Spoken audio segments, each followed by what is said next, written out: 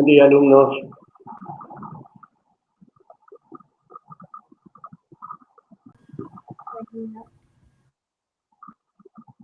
Vamos a esperar unos minutos que se hagan las 9 horas y comenzamos con esta clase número 10. Luego de la teoría vamos a conversar sobre la fecha del examen parcial, que como les había dicho, va a ser el jueves, la semana que viene, el jueves 20.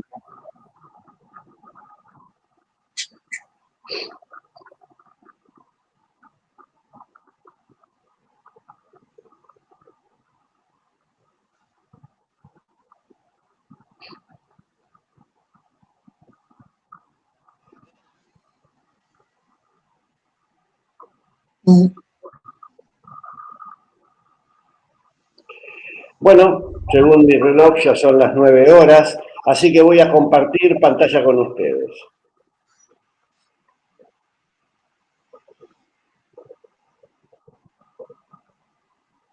Bueno, espero que todos puedan ver Física 2, clase 10.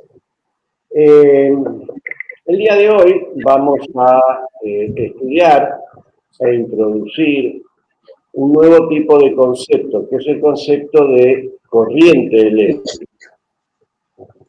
Hasta ahora nosotros veníamos considerando situaciones en donde las cargas, y los cuerpos en general cargados, eran cuerpos que se encontraban en reposo, es decir, cuerpos estáticos.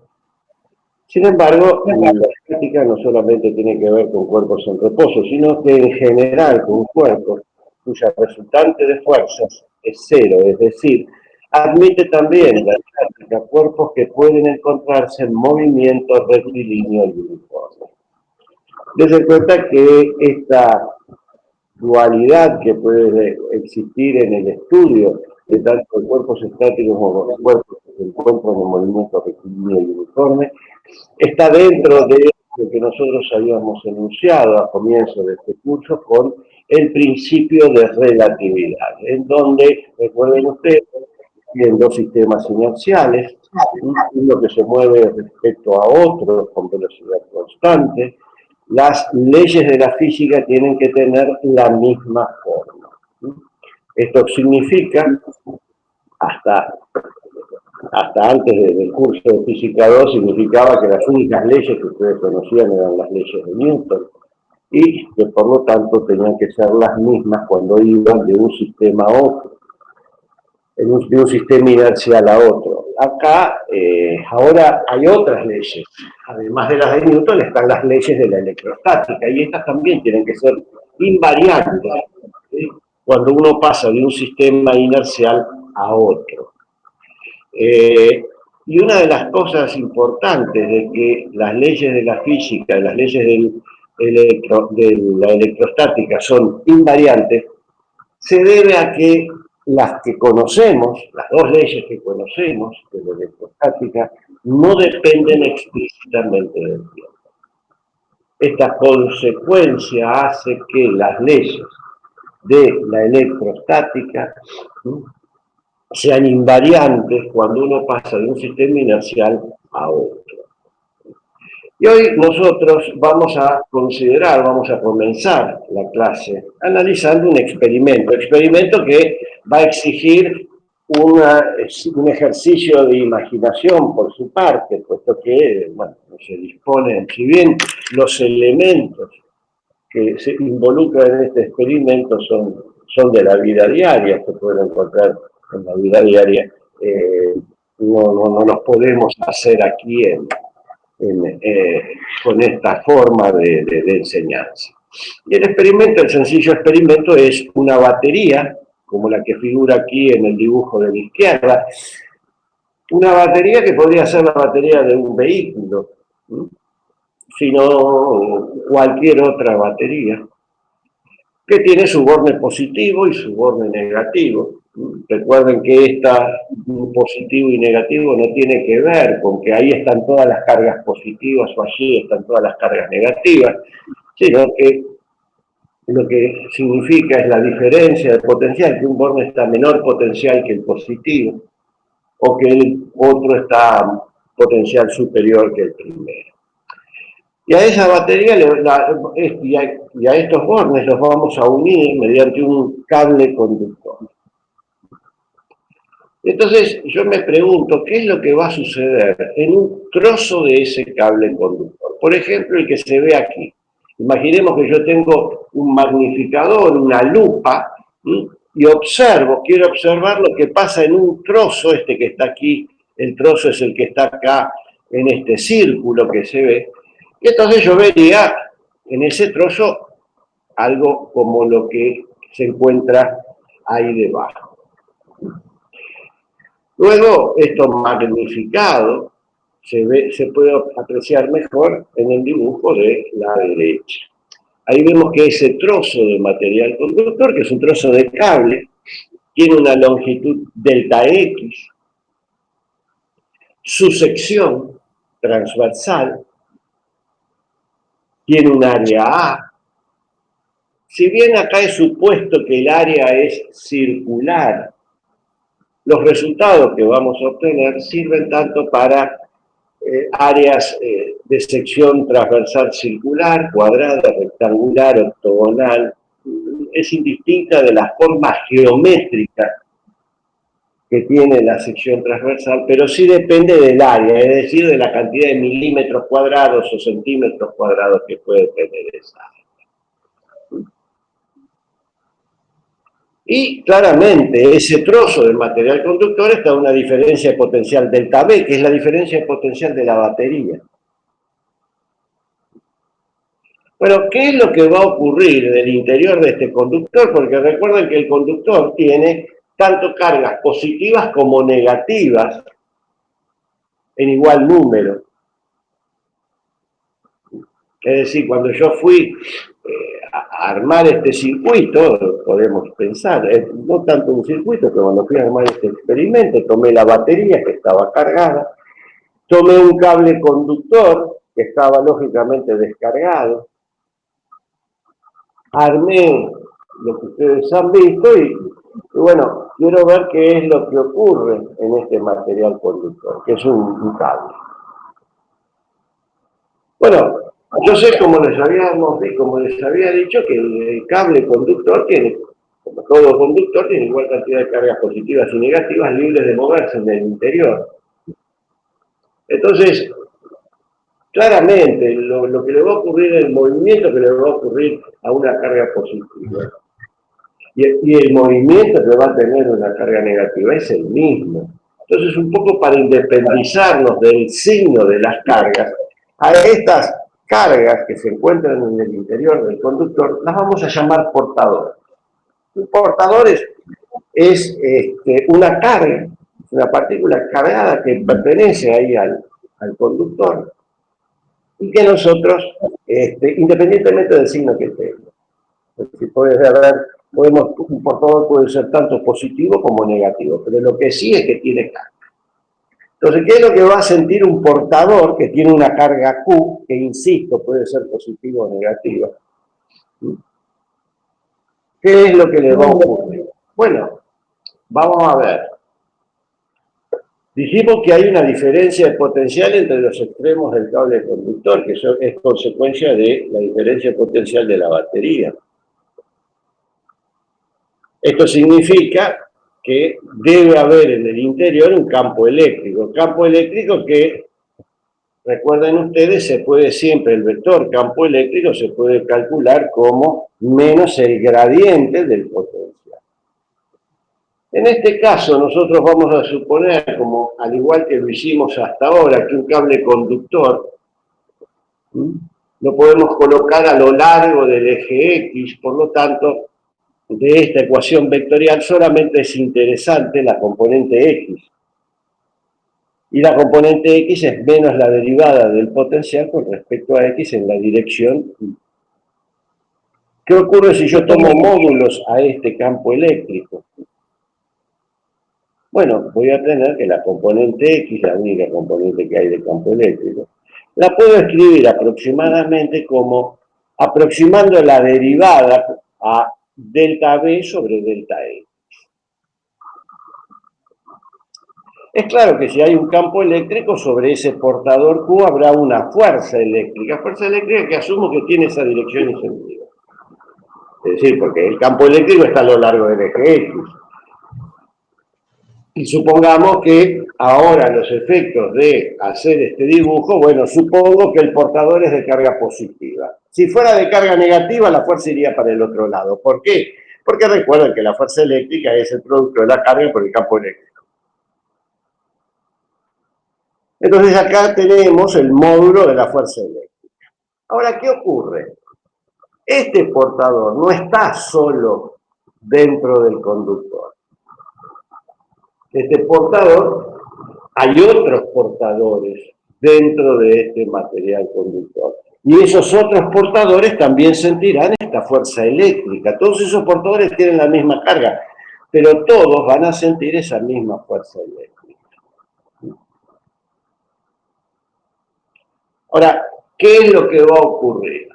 Debido a su movimiento, el portador este que yo estoy estudiando y debido a la presencia del resto de los portadores, él no va a tener un movimiento absolutamente libre. ¿Qué significa esto? Para entender un poco esto, imaginemos la siguiente analogía. Imaginemos que yo voy por una calle muy transitada, donde hay muchos peatones. Voy caminando. Y bueno, yo quiero caminar rápido, pero evidentemente me encuentro con otras personas que no están caminando tan rápido como yo. Entonces, evidentemente, tengo que retrasarme para no llevármelas por delante. A veces al retrasarme encuentro que hay otras personas que vienen detrás que también tienen que hacer exactamente lo mismo. O sea que mi movimiento en esa calle muy transitada no es absolutamente libre. No me puedo mover como yo me quiero, o sea que tengo que moverme un poco como se mueve el todo. Esto produce un impedimento, este impedimento que produce un movimiento libre lo podemos traducir como una fuerza que se opone al movimiento, no es una fuerza de roce, porque no es que hay acá un movimiento entre superficies, sino que se debe a que yo me quiero mover, pero el resto de las partículas que están ahí también se están moviendo, pero no de la misma manera que yo me muevo, y entonces, ¿qué va a producir? Ese impedimento a poder moverme libremente, lo tradujo en forma de una fuerza que se opone al movimiento y que yo voy a llamar fuerza de arrastre. Si fuera un movimiento entre superficies sería fuerza de roce, pero acá es una fuerza de arrastre.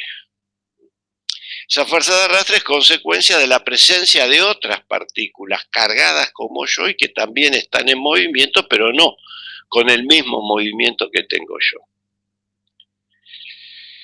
Bueno, y ahora vamos a hacer una aproximación a los efectos de poder continuar nuestro estudio y con el propósito siempre de encontrar expresiones algebraicas que sean sencillas y manejables. En esta clase vamos a ver que vamos a encontrarnos con varias aproximaciones. En la razón de por qué vamos a encontrarnos con varias aproximaciones, la razón de esa les va a quedar claro casi al final de la clase. Pero por ahora vamos a asumirla. La primera aproximación que vamos a hacer es asumir que el módulo de la fuerza eléctrica y el módulo de la fuerza de arrastre son iguales. ¿Qué trae como consecuencia esto? Bueno, se ve aquí en la figura que la fuerza eléctrica y la fuerza de arrastre tienen igual dirección, tienen sentido opuesto, y si además, como hemos dicho ahora, hemos asumido desde ahora en adelante que los módulos de estas fuerzas son iguales, encontramos que sobre el portador Q no existen fuerzas. Por lo tanto, su movimiento es un movimiento a velocidad constante, es decir, ejecuta un movimiento rectilíneo y uniforme. Es decir, los portadores dentro de este conductor o dentro de este trozo del conductor se mueven a velocidad constante. Antes de ir a la definición de corriente eléctrica, vamos a tener que introducir otras definiciones. Por ejemplo, de ahora en adelante vamos a designar con Q la carga del portador, como lo hemos dicho. Vamos a designar por N mayúscula el número de portadores, es decir, la cantidad de cargas positivas o negativas que puede haber dentro del conductor.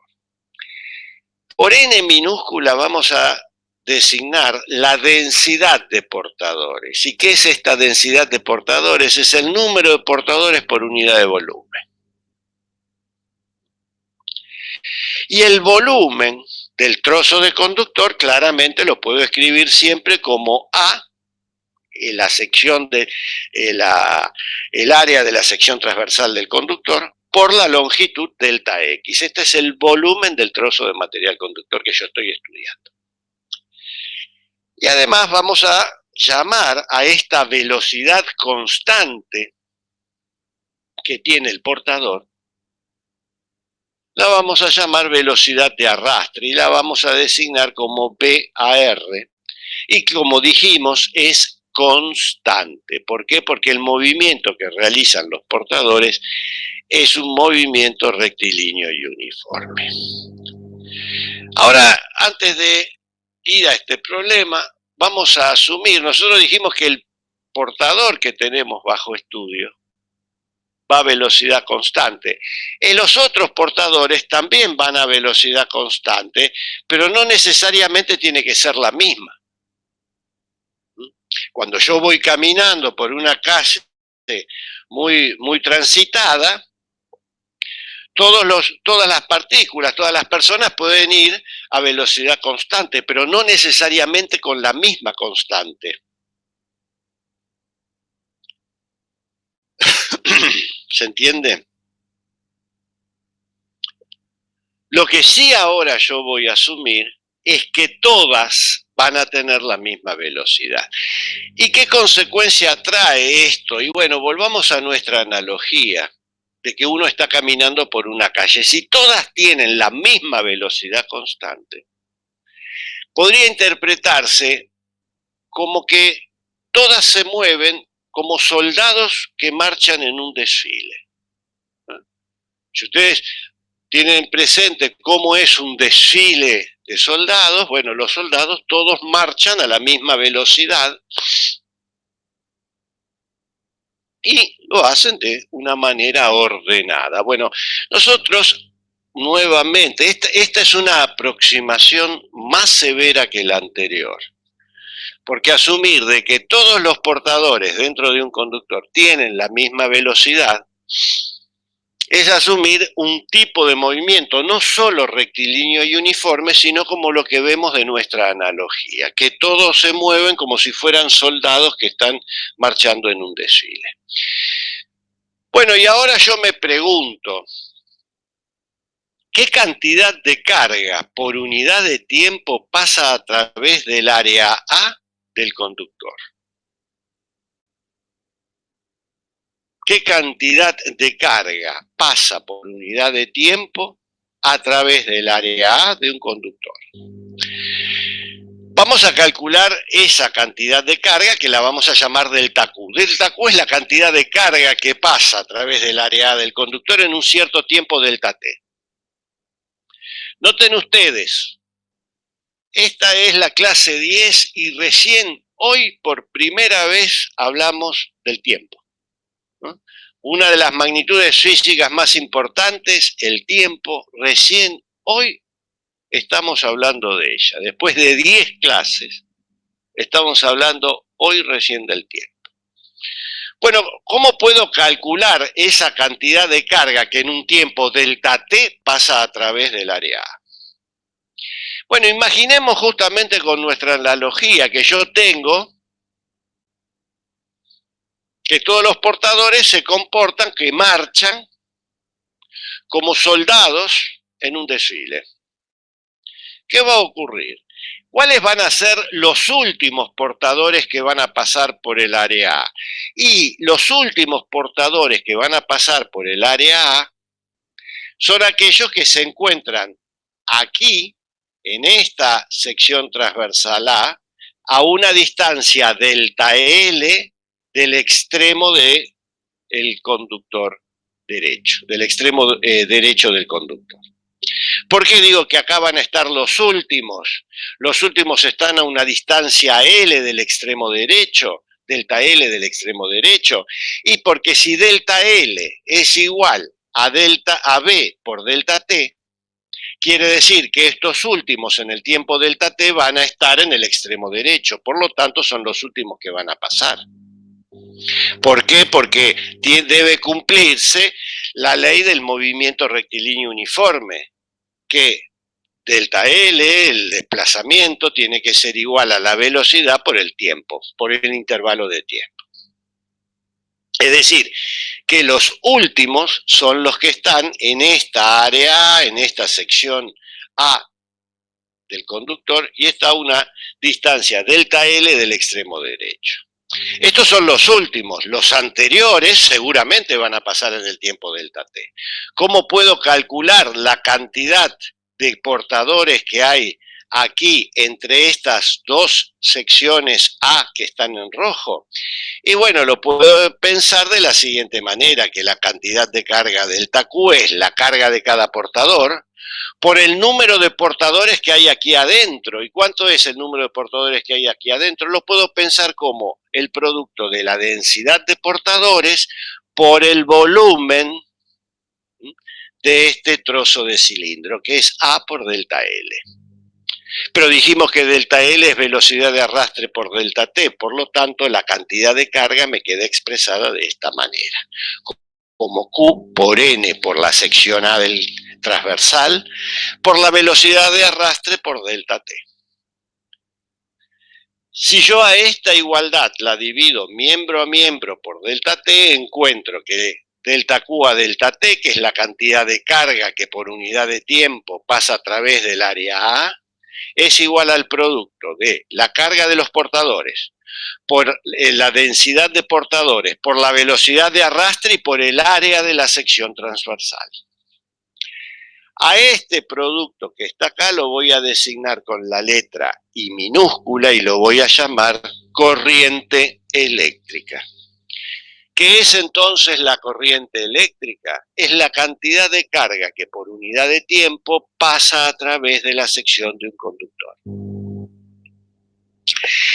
De ahí es que los cables den cuenta que esta corriente depende explícitamente del área de la sección transversal del conductor. Por eso es tan importante la sección transversal de un conductor. No la forma geométrica, sino la cantidad de centímetros o de milímetros cuadrados. De hecho, los cables, cuando uno va a comprar un cable a una casa de electricidad, lo que le piden cuando le dicen el cable de 1 milímetro, de 5 milímetros, de 6 milímetros, esos en realidad son 1 milímetro cuadrado, 5 milímetros cuadrados o 6 milímetros cuadrados, que es la sección. Que por abuso de lenguaje se dice dame uno de 1 milímetro, pero en realidad son milímetros cuadrados, ¿no?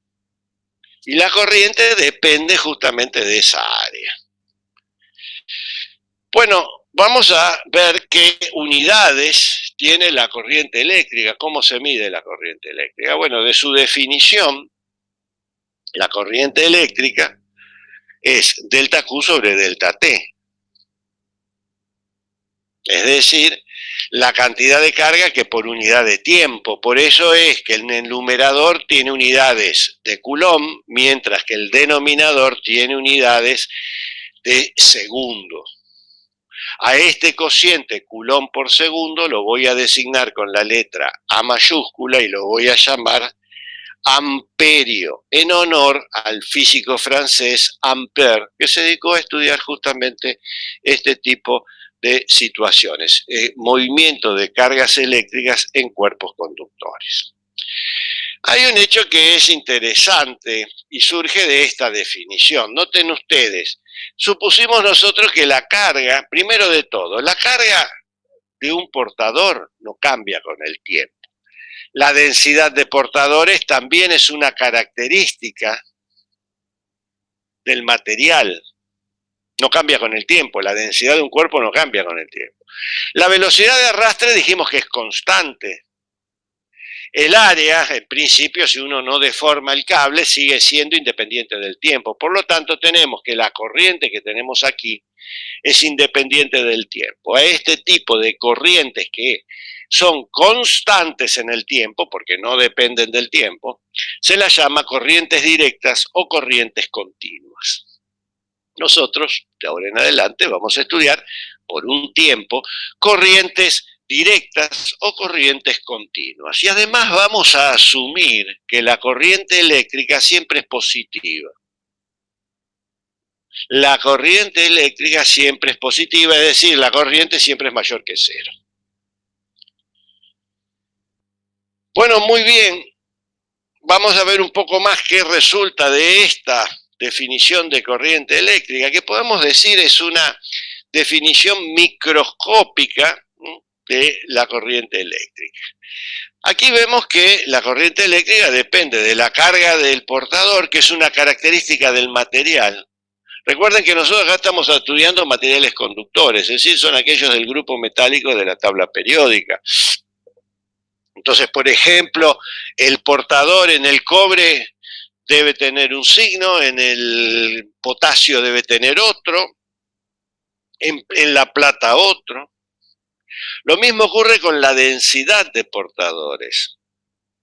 Dependen del tipo de material con el cual yo estoy trabajando y lo mismo ocurre con la velocidad de arrastre. Es decir, estas tres magnitudes son magnitudes físicas que dependen del tipo de material conductor con el cual yo estoy trabajando. Por ejemplo, si ustedes van en el capítulo de corriente directa o corriente continua de los libros, en los libros que yo les recomendé, van a encontrar que en esos libros hay tablas en donde les indican cuál es la densidad de portadores, cuál es la carga de los portadores y también la velocidad de arrastre de esos portadores.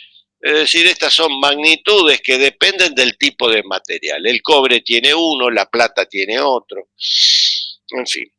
Y después tenemos el área, que claramente el área es una variable geométrica. Depende de la geometría del cable con el cual yo estoy trabajando. Recuerden que cuando hablo de geometría hablo que puede ser un círculo más grande o más pequeño, un cuadrado más grande o más pequeño, pero depende del área, una variable geométrica que es independiente del tipo de material con el cual estoy trabajando. Por eso es que en esta definición de corriente tenemos magnitudes que dependen del tipo de material y magnitudes que provienen de la geometría del cable con el cual yo estoy trabajando. Para independizarnos de la geometría, vamos a introducir una nueva variable que es la densidad de corriente. Lo vamos a designar con la letra J y la vamos a definir como la corriente dividido la sección transversal del conductor. A este cociente, que resulta ser igual al producto de Q, la carga del portador, la densidad de portadores y la velocidad de arrastre, vemos que ahora sí, J, la densidad de corriente, depende pura y exclusivamente del tipo de material con el cual yo estoy trabajando. Las unidades en que vamos a medir esta densidad de corriente es claramente amper en el numerador y metro cuadrado en el denominador. A este cociente no tiene un nombre, nadie lo ha bautizado, pero entonces sus unidades son de amper por metro cuadrado. Bueno, macanudo. Hemos definido la corriente, hemos definido la densidad de corriente y recuerden que todo este movimiento de cargas que hay dentro del conductor aparece como consecuencia de que aparece como consecuencia de la diferencia de potencial que hay entre los extremos del cable, de los extremos de nuestro trozo de conductor. O lo que es lo mismo decir, depende del campo eléctrico que hay ahí adentro. Ahora, ¿qué ocurre? ¿Qué ocurre si yo desconecto el cable de la batería? Y bueno, no va a haber diferencia de tensión, no va a haber campo eléctrico, no va a haber movimiento de cargas. Esto me hace ver de que debe haber una relación entre la densidad de corriente y el campo eléctrico. Hay muchas relaciones que vinculan la densidad de corriente y el campo eléctrico. Nosotros vamos a estudiar aquella de mayor sencillez, que es conocida como la ley lineal, teoría lineal de la conducción eléctrica o ley de Ohm. Ohm fue un físico alemán, noten ustedes, que hasta ahora los nombres que barajábamos en este curso eran principalmente ingleses. Hoy ya aparecieron los franceses, aparecieron los alemanes, es decir, en general, y dentro de unas clases van a empezar a aparecer los norteamericanos.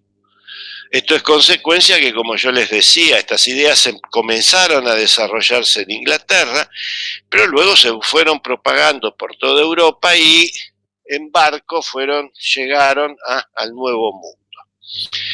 ¿Y qué dice esta ley de Ohm? La ley de Ohm establece que la densidad de corriente en un trozo de conductor es proporcional al campo eléctrico.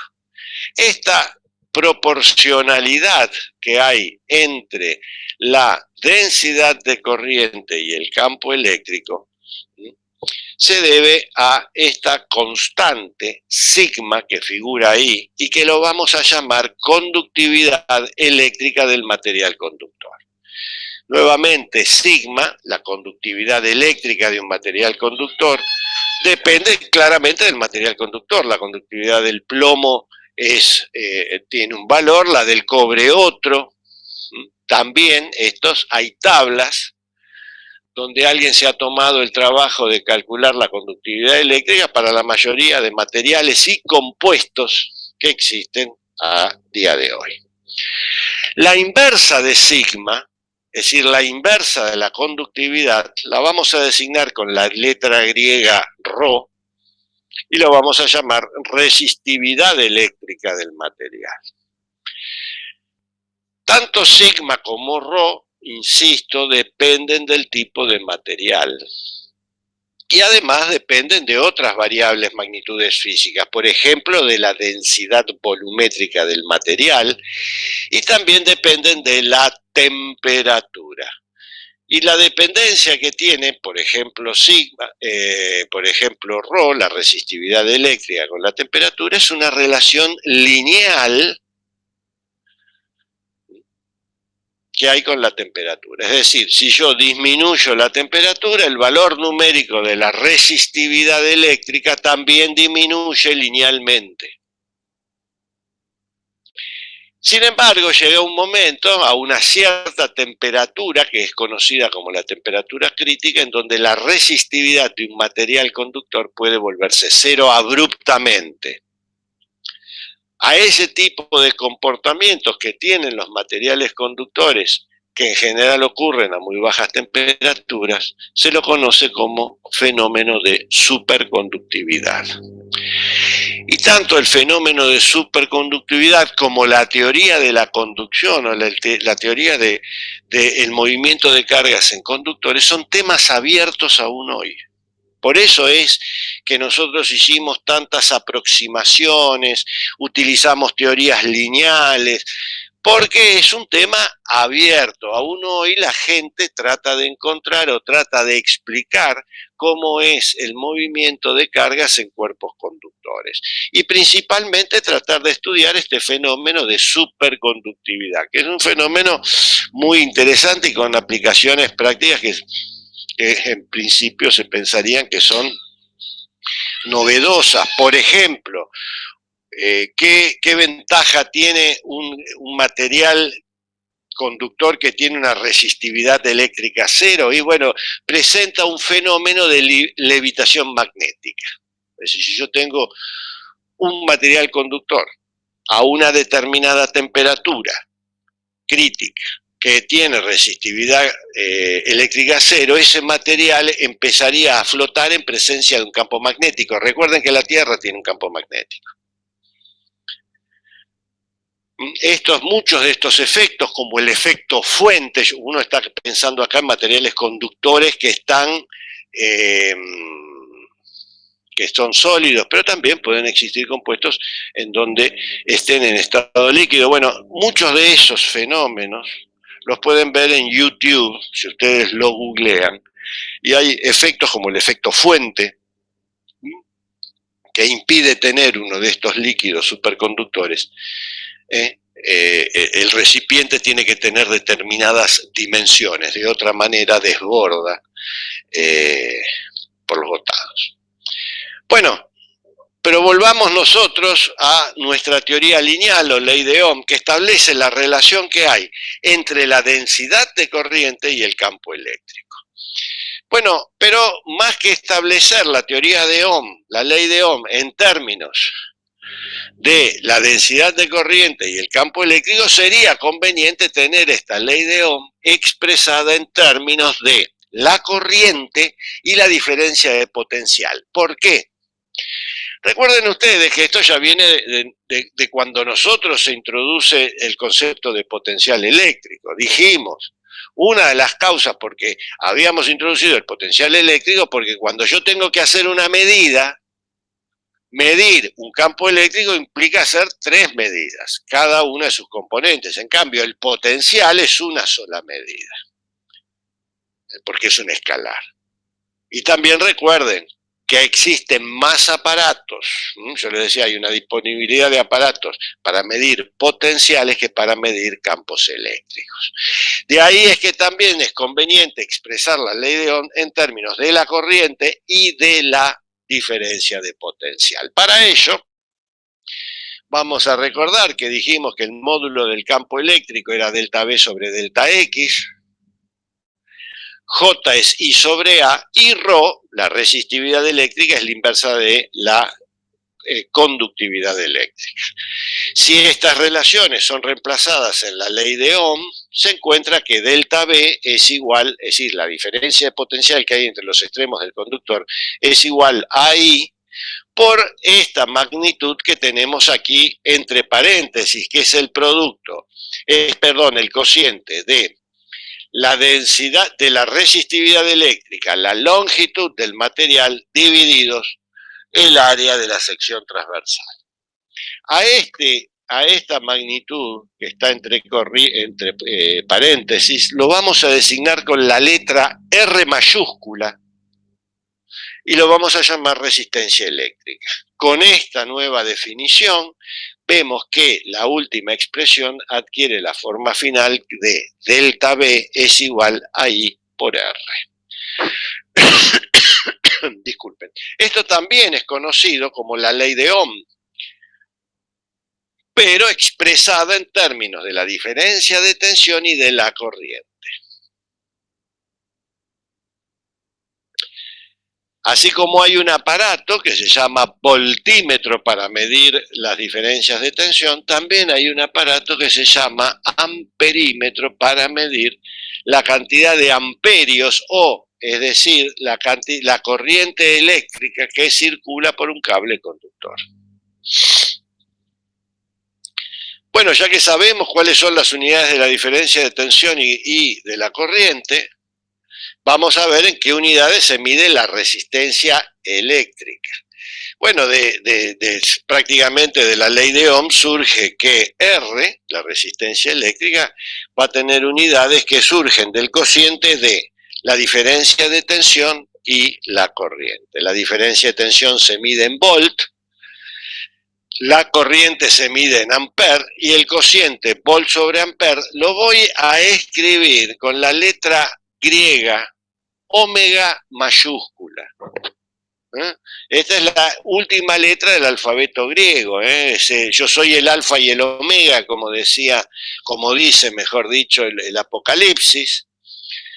Y entonces omega va a representar la unidad de resistencia eléctrica. Y esta unidad de resistencia eléctrica la vamos a llamar ohm, en honor al físico alemán Ohm, que se dedicó a estudiar también estas cosas, pero en Alemania. Ahora, la pregunta que surge es la siguiente. Nosotros habíamos dicho que un conductor, un cable conductor, es un cuerpo que tiene, bueno, es un cuerpo que además está formado por igual cantidad de cargas positivas y negativas, libres de moverse, y tiene una característica. El conductor tiene un solo potencial. Si el conductor tiene un solo potencial, la diferencia de potencial siempre es cero. Pero, ¿qué me dice la ley de Ohm? Que puede haber una diferencia de potencial distinta de cero en un material conductor. ¿Cómo es esto? Y esto se debe a que hay dos tipos de conductores a los cuales nosotros de ahora en adelante vamos a trabajar.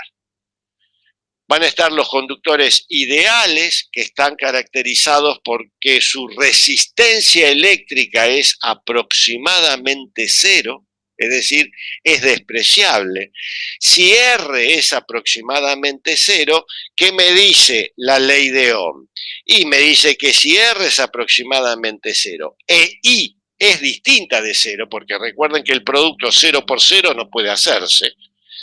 O sea que si R es aproximadamente 0 e I es distinto de 0, resulta que delta B es 0. Entonces voy a tener, en ese caso, un conductor ideal. ¿Por qué? Porque como antes es un conductor donde hay un solo potencial. Su diferencia de tensión siempre es 0 porque tiene un solo potencial. En contraposición a esto, están los conductores reales, que también se llaman resistencias o resistores, y estas resistencias o resistores están caracterizados porque su resistencia eléctrica es distinta de cero, por lo tanto delta B también va a ser cero.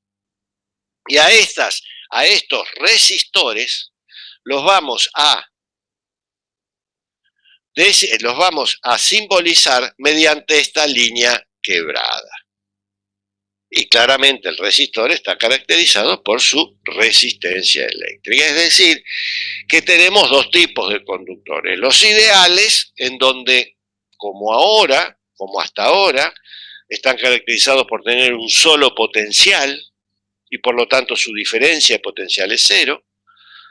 Y aquellos que tienen una resistencia eléctrica distinta de cero y por lo tanto en ellos se cumple también la ley de Ohm. Delta B es igual a I por R. Ahora, ¿a qué es igual? La combinación de resistores, baterías unidos por cables conductores ideales. Bueno, a esto es lo que vamos a llamar nosotros un circuito eléctrico resistivo. ¿Qué es un circuito eléctrico resistivo? Bueno, un circuito eléctrico resistivo es aquel que es una combinación de resistores, baterías y cables conductores. ¿Por qué están las baterías? Sí, porque recuerden, las cargas solas no se mueven, alguien las tiene que mover. Siempre tiene que estar el agente externo que hace trabajo por unidad de carga o, como lo hemos definido, hay una fuerza electromotriz. ¿Qué está caracterizada esa fuerza electromotriz? Una medida de esa fuerza electromotriz es la diferencia de tensión. También, como siempre, vamos a agregar una llave eléctrica. Esta llave eléctrica tiene... ¿Qué características tiene? Y bueno, la llave eléctrica lo que produce es una discontinuidad o una continuidad en un cable conductor. Recuerden que las cargas no son ángeles que van volando de un punto a otro del espacio, sino que para llevar cargas de un punto a otro del espacio es necesario un cable conductor. es necesario un cable conductor. Si yo establezco una discontinuidad en ese cable conductor, es una llave eléctrica abierta y entonces se impide el pasaje de cargas. Las cargas no pueden llegar a un extremo del cable y zambullirse al otro extremo. Ahora, cuando yo restablezco la continuidad, es decir, cuando cierro la llave eléctrica, se permite ese pasaje de cargas.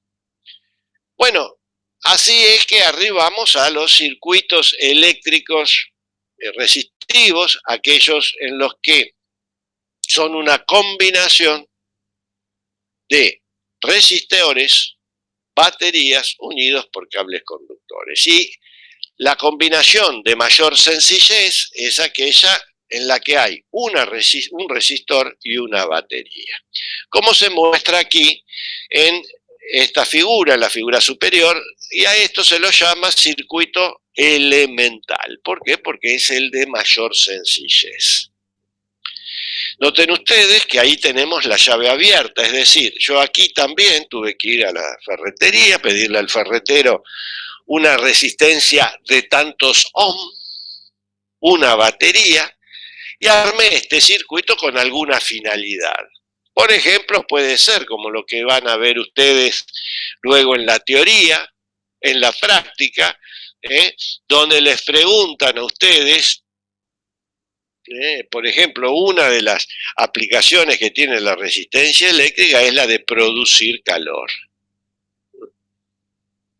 Y entonces, bueno, tendrán que calcular ustedes cuánto calor puede entregar una resistencia. Bueno, yo armé este circuito, lógicamente, por la resistencia no circula corriente, debido a que la llave está abierta. Entonces, ¿qué es lo que conozco de este circuito elemental? Y bueno, conozco el valor numérico de la resistencia, porque yo lo compré, y el valor numérico de la diferencia de tensión de la batería, porque también yo la compré. Ahora, ¿qué pasa? Lo interesante ocurre cuando uno cierra la llave, como en la figura inferior. Ahí sí comienza a haber un pasaje de cargas. Es decir, comienza a haber una corriente I por la resistencia, corriente que yo no conozco, no sé cuál es su valor numérico, y claramente si hay una corriente por el resistor R, debe haber una diferencia de tensión entre sus extremos, que la llamaré delta V de R. ¿Cuánto vale delta V de R? No sé. Y entonces, ¿qué significa nuevamente resolver este circuito elemental y escribir las incógnitas en términos de los datos? Y para escribir las incógnitas en términos de los datos tengo que encontrar dos ecuaciones que me vinculen las incógnitas con los datos. ¿De dónde surgen esas ecuaciones? Bueno, vamos a ver, pero antes de ver, hay un hecho que debemos tener en cuenta, y es el siguiente. Cuando yo digo que hay un pasaje de corriente, si hay un movimiento de cargas, las cargas, evidentemente, en este circuito elemental, que es el circuito de mayor sencillez, las cargas aquí se pueden mover en la resistencia de dos maneras. O se mueven en el sentido de giro de las agujas del reloj, como en el caso 1, o se mueven en el sentido contrario a las agujas del reloj, como en el caso 2.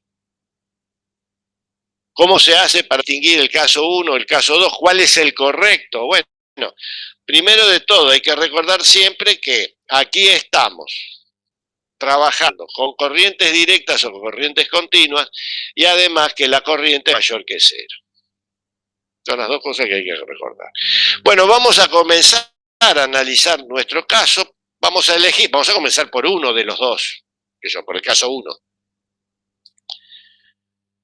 Y entonces, ¿de dónde surgen las dos ecuaciones que me vinculan datos con incógnitas con datos? Y bueno, la primera es la que podríamos llamar trivial porque es la que surge de la ley de Ohm. donde dice que si delta B de R es la diferencia de tensión entre los extremos de una resistencia e I es la corriente a través de la sección transversal de ese conductor, de ese resistor, tenemos que según la ley de Ohm, estas dos magnitudes o estas dos incógnitas, delta B de R e I, están vinculadas por esta expresión. Delta B de R es igual a I por R.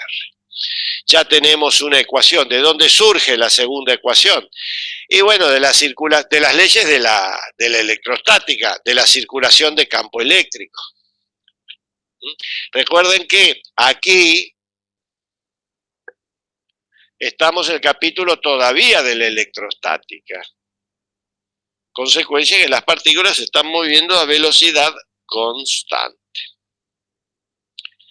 Bueno, ¿y cuál es el camino cerrado? Nuevamente, acá no tenemos muchas opciones de elección de camino cerrado porque hay uno solo.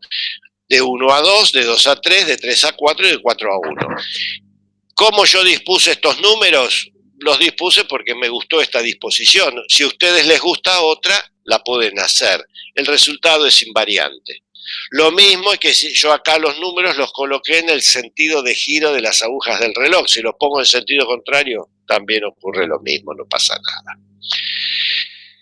Y bueno, ahora tenemos que ver, tenemos que recordar una cosa, que cada una de estas integrales, en que vamos a subdividir esta integral, se debe a las diferencias de potencial que hay entre los distintos puntos marcados. Por ejemplo, la diferencia de tensión entre el punto 1 y el punto 2, noten ustedes que el punto 1 y el punto 2 están conectados por un cable conductor ideal, cuya resistencia eléctrica es despreciable con respecto a la resistencia R del resistor. Como su resistencia es despreciable, es decir, es aproximadamente cero, el punto 1 y el punto 2 están conectados por un cable conductor ideal y entonces hay un solo potencial, la diferencia de tensión es cero. Lo mismo ocurre entre el punto 3 y el punto 4. Y finalmente, entre el punto 4 y el punto 1 es una integral que ya la hemos hecho cuando trabajamos, que es ir de un punto a otro pasando por una batería. Cuando voy de menos a más, el resultado de esta integral es menos delta B de la batería. ¿Qué ocurre entonces? Si yo ahora, vuelvo a la pantalla anterior. Lo único que me falta a mí calcular es la integral entre 2 y 3. Que es la integral o la diferencia de tensión que hay cuando paso por la resistencia.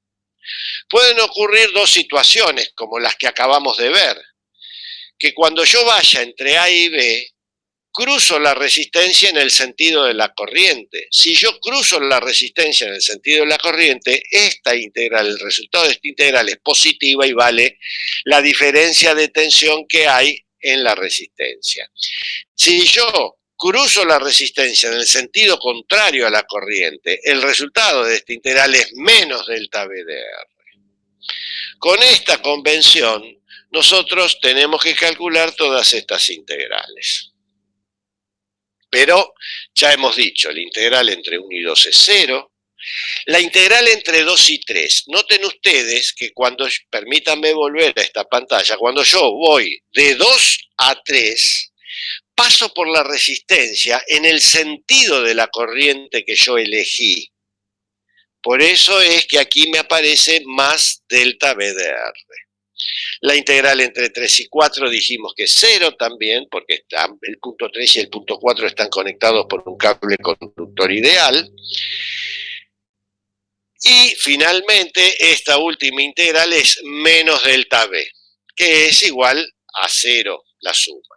De donde resulta que delta B de R es igual a delta B. Es decir, ahora esta igualdad me permite a mí conocer una de las incógnitas.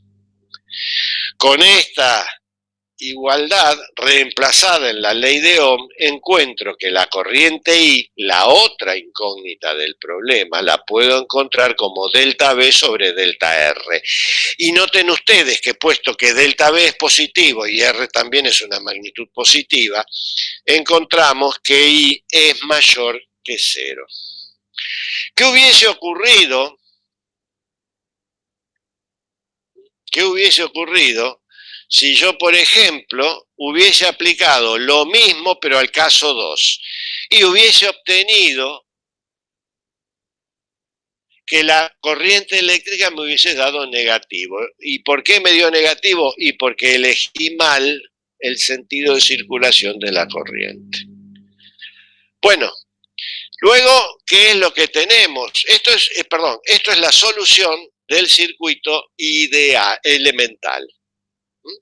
Es decir, en este circuito elemental he escrito las dos incógnitas I y delta V de R en términos de los datos. Es decir, he resuelto mi circuito elemental con el agregado de que el movimiento de las cargas es el que corresponde al caso 1. Ahora, ¿qué continúa? Bueno, hay otras combinaciones.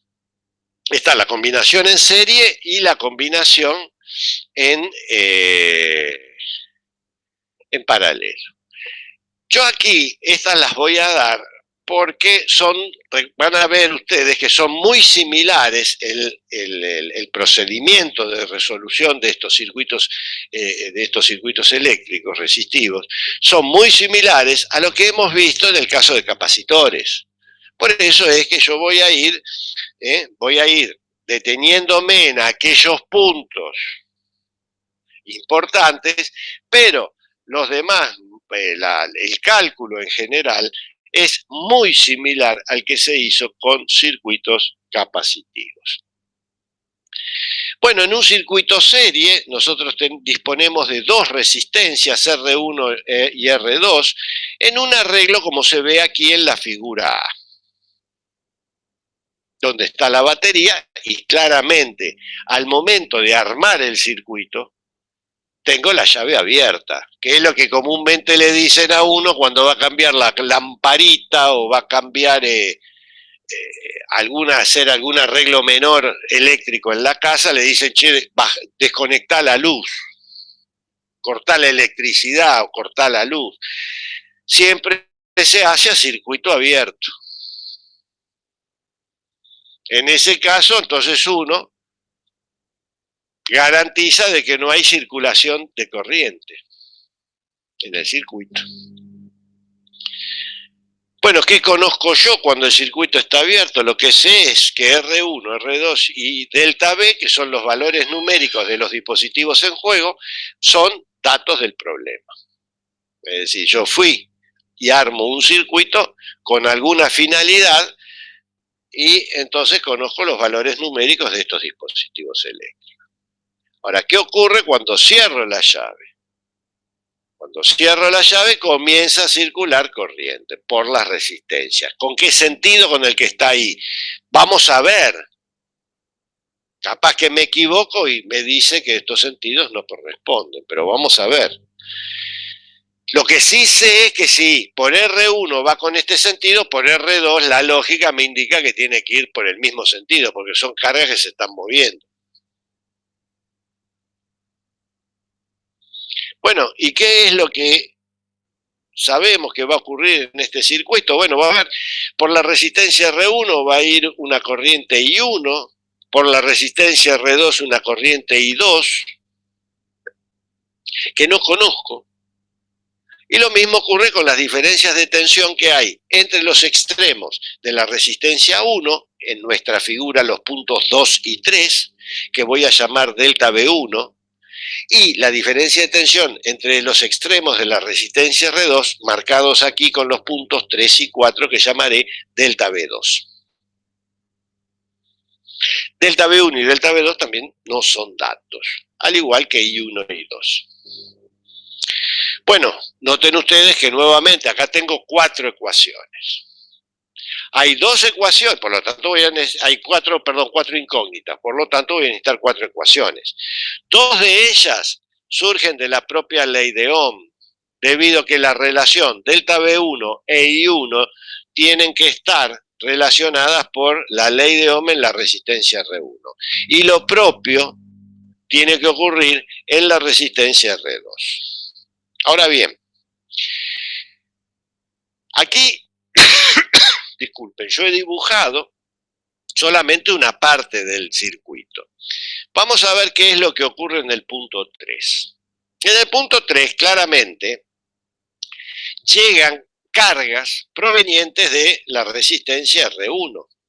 ¿Qué cantidad de cargas? Y una cantidad de carga delta Q1 que seguramente es igual a I1 por delta T. ¿Por qué vale esta igualdad? Porque recuerden que estamos en el capítulo de corrientes directas o corrientes continuas.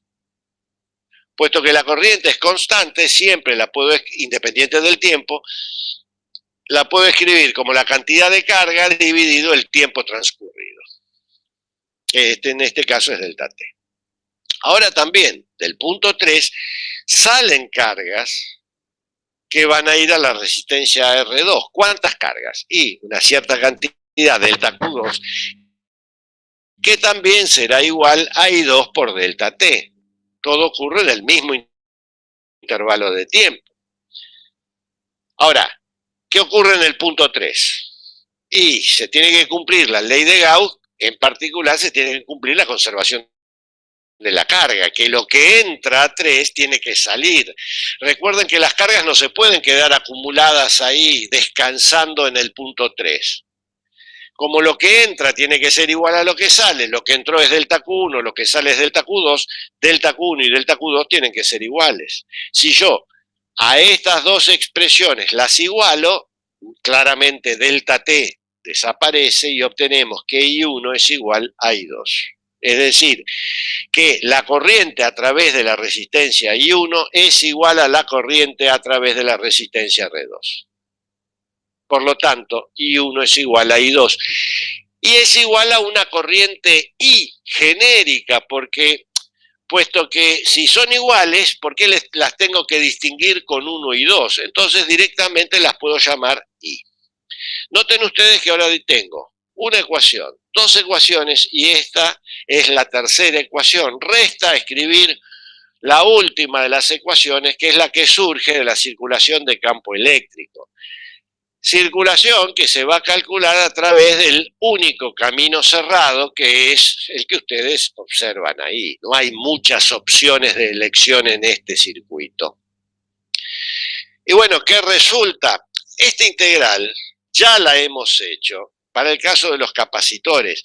Noten ustedes que haya resistencias, haya capacitores o en el día de mañana se encuentren transistores, esto siempre les va a dar lo mismo.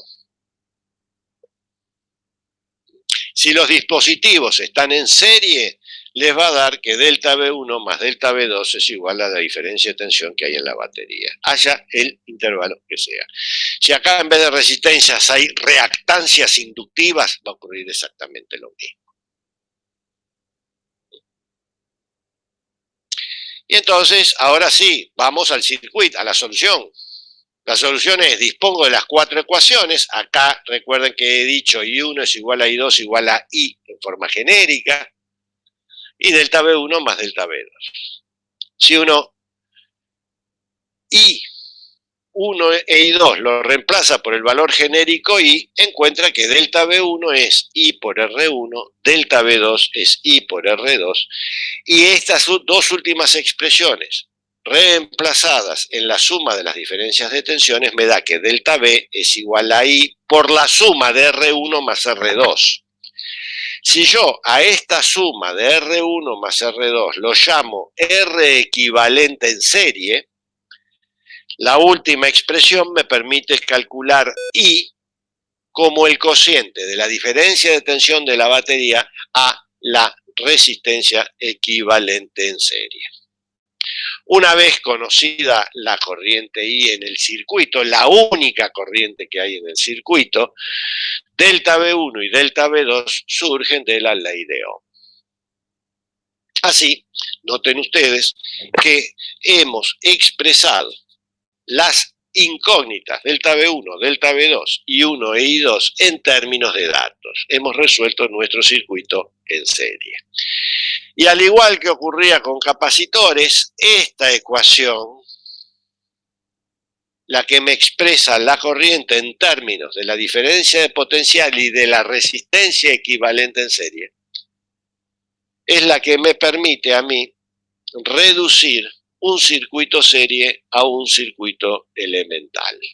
Es decir, originalmente tenía dos resistencias y una batería, y este circuito de dos resistencias y una batería puedo llevarlo al caso de un circuito elemental formado por una resistencia cuyo valor numérico es R equivalente en serie, y la misma batería.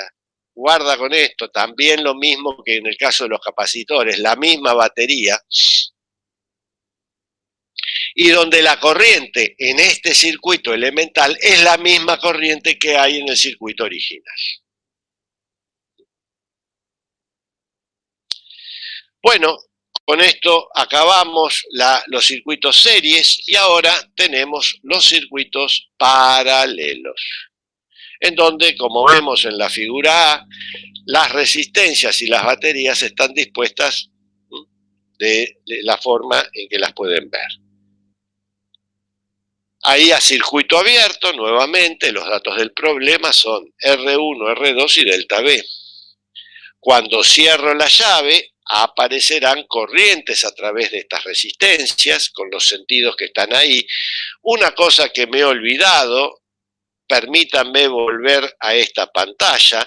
Noten ustedes que delta B es positivo, es decir, esta corriente I, la única corriente en el circuito me dio positiva, significa que la elección del sentido de las corrientes que yo había elegido al comienzo del circuito, permítame volver a esta pantalla, este sentido de las corrientes es el correcto. Si la corriente me hubiese dado negativa, significa que yo me equivoqué al momento de la elección de la corriente. Noten ustedes que aquí, insisto, en este circuito no hay muchas opciones de circulación de corriente, o se hace en el sentido de giro de las agujas del reloj, como se ve en la figura B, o en el sentido contrario. El correcto es este que hemos elegido. Ahora sí, volvamos al circuito paralelo, y acá también propongo estos dos sentidos de corrientes. Yo no las conozco, estos son parte también son incógnitas que hay en el problema. Y también tengo como incógnitas I1 y I2, delta B1 y delta B2. Es decir, nuevamente 4 incógnitas. Debo disponer de 4 ecuaciones. 2 de ellas, reitero, son delta B1 y delta B2 expresados en términos de la ley de Ohm. Y ahora, ¿qué es lo que sigue? Bueno, antes de continuar, recuerden que en estos circuitos en paralelo había dos puntos particulares, el punto 2 y el punto 5 marcados aquí, en donde en esos puntos convergen o divergen al menos tres conductores, en este caso particular 3, cosa que no pasaba en los anteriores circuitos. ¿Y qué consecuencias trae la presencia de estos nodos o nudos en el circuito? Y que aumenta el número de caminos cerrados. Y entonces, ¿qué va a ocurrir en un nodo? Por ejemplo, en el nodo 2. Lo que tengo es que la batería entrega al circuito una cantidad de corriente I, que figura ahí, que llega al punto 2. Cuando llega al nodo 2, parte de esa corriente I se irá hacia la resistencia R1, que la llamaré I1, y otra parte, el resto de las cargas, tendrán que ir a la resistencia R2, que llamaré I2. Ahora, ¿qué ocurre en este nodo 2? La cantidad de carga que entra, delta Q, es igual a I por delta T. Nuevamente, ¿por qué puedo escribir acá la cantidad de carga como I por delta T? Bueno, porque aquí estoy trabajando con corriente directa continua. Y las cargas que salen del punto 2 son delta Q1 igual a I1 por delta T y delta Q2 que es igual a I2 por delta T. La conservación de la carga me indica que la carga que entra tiene que ser igual a la carga que sale. Por lo tanto, tengo que delta Q debe ser igual a delta Q1 más delta Q2. Es decir, reemplazando delta Q, delta Q1 y delta Q2 por las expresiones que acabamos de dar, tenemos que I es igual a I1 más I2. Nuevamente, I1 no lo conozco, I2 no lo conozco, I no conozco. Por lo tanto, tengo una nueva incógnita ahí. Es decir, ahora tengo 5 incógnitas y solamente dispongo de 3 ecuaciones. 2 ecuaciones que son las que vienen de la ley de Ohm, esta tercera ecuación. Resta por calcular 2 ecuaciones más. Estas ecuaciones de dónde salen y de la segunda ley de la electrostática, es decir, la circulación de campo eléctrico a través de los distintos caminos C1, C2 y C3 que se muestran aquí. Este problema nuevamente es similar al problema que tuvimos, que nos enfrentamos en el cálculo de circuitos paralelos capacitivos. Si yo calculo esta integral, la circulación de campo eléctrico alrededor de la trayectoria cerrada C1, voy a obtener que delta B1 es igual a delta B de la batería. Es decir, que la diferencia de tensión entre el punto 3 y el punto 4 es igual a la que hay entre el punto 6 y el punto 1. Es decir, delta B1 es igual a delta B de la batería. La misma integral evaluada, pero ahora sobre el camino cerrado C2, me lleva a que delta B2 tiene que ser igual a delta B de la batería. Es decir, la diferencia de tensión entre los puntos 2 y 5 es la misma que hay entre el punto 1 y el punto 6. ¿Y qué me indica lo que ocurre a través del camino cerrado C3? Y me dice que delta B1 es igual a delta B2, pero esta información yo ya la puedo obtener de las anteriores 2 ecuaciones. Es decir, que esta última es redundante, o lo mejor dicho, como se dice en el idioma del álgebra, esta ecuación es linealmente dependiente con las anteriores. Por lo tanto, no agrega nada a mi problema. De ahí es que entonces las 2 ecuaciones que yo debo usar para mi cálculo son delta B, las 2 ecuaciones que provienen de la ley de Ohm, la ecuación que viene de la conservación de la carga, es decir, el teorema de Gauss, y de la circulación de campo eléctrico, estas 2 últimas. Ahora dispongo de 5 ecuaciones y, como habíamos dicho, 5 incógnitas. Noten ustedes que puesto que delta B1 y delta B2 es igual a delta B de la batería, las primeras reemplazadas esas igualdades en la ley de Ohm me permiten hallar I1 e I2.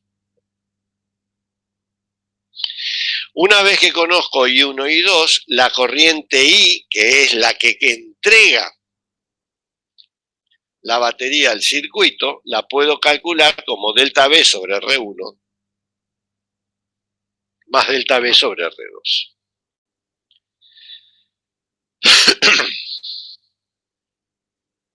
Si yo ahora defino a la inversa de la resistencia equivalente en paralelo como la suma de las inversas de las resistencias, obtengo que la última ecuación la puedo escribir como I por delta B sobre R equivalente en paralelo. De esta manera puedo calcular la corriente I en el circuito. Una vez conocida la corriente I en el circuito, puedo calcular I1 y I2 de la manera que ya lo hemos visto y delta B1 y delta B2 a través de estas 2 últimas igualdades. Es así que he escrito las 5 incógnitas en términos de datos, es decir, he resuelto este circuito en paralelo.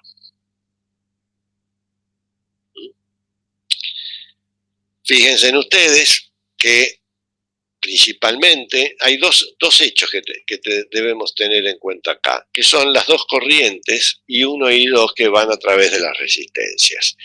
Noten ustedes que ambas resistencias soportan la misma diferencia de tensión. La diferencia de tensión, esta es la diferencia de tensión de la batería. Pero las corrientes son diferentes y las corrientes van como la inversa de las resistencias, es decir, mayor valor numérico tiene la resistencia, menor corriente, y viceversa, menor resistencia eléctrica hay, mayor corriente.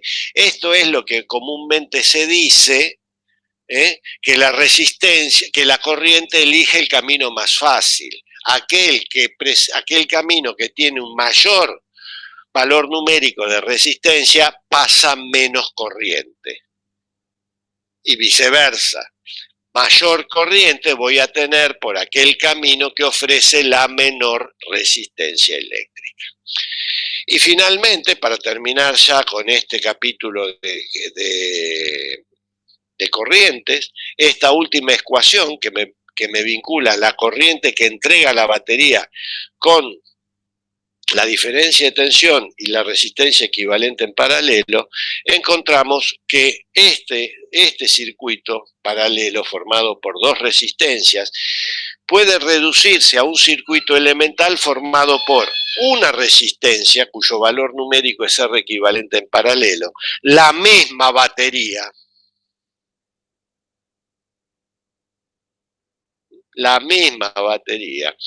y la corriente que hay en el circuito elemental es la corriente que entrega la batería en el circuito original.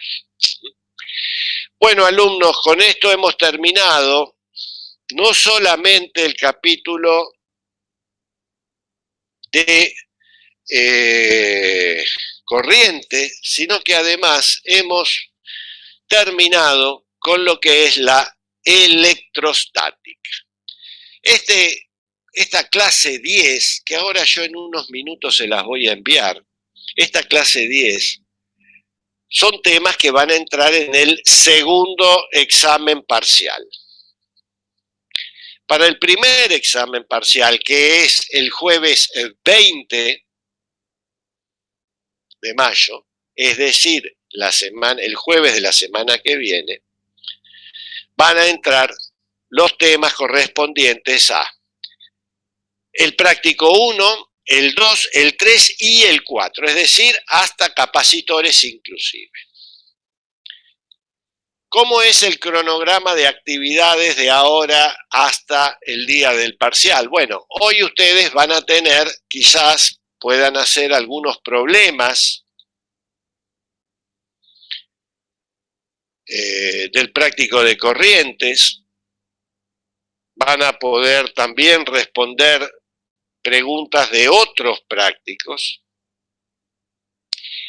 El día martes 18, no van a tener clase teórica porque además está decirles, digamos, ahora corresponde ya a comenzar el capítulo de magnetismo. No vamos a comenzar a hablar de magnetismo cuando seguramente ustedes tienen la cabeza puesta en el parcial. Así que no va a haber clase teórica, sí va a haber clase práctica. La clase práctica que va a haber es la clase práctica de problemas, que va a ser una clase de repaso o clase de consulta, donde ustedes van a poder responder todas sus inquietudes. Eso es el día martes. Y el día jueves es el parcial. ¿Cómo se va a desarrollar el parcial? Bueno, el día jueves, el parcial lo voy a tomar yo, no lo va a tomar el instructor.